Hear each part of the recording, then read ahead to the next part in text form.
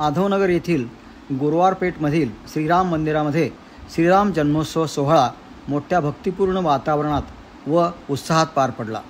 यानिमित्त मंदिरामध्ये श्रीरामाच्या मूर्तीस अभिषेक घालून मोठ्या भक्तिभावाने आरती करण्यात आली। नंतर हरिभक्त पारायण सौ सुलोचना लोया यांचे कीर्तन पार पडले। त्यानंतर मोठ्या उत्साहाने भक्तिपूर्ण वातावरणात श्रीराम जन्मोत्सव साजरा करण्यात आला। यावेळी श्रीराम भक्तांसाठी महाप्रसादाचे आयोजन करण्यात आले होते। सायंकाळी मंगळवारपेठ येथील राधाकृष्ण मंदिरातून गुरुवारपेठेतील श्रीराम मंदिरापर्यंत मोठ्या उत्साहाने पालखी सोहळ्याचे आयोजन करण्यात आले होते। सायंकाळी श्रीराम मंदिरामध्ये रामपाठ रामरक्षा याचे सामुदायिक वाचन करण्यात आले। गावातील संपूर्ण वातावरण भक्तिमय झाले होते।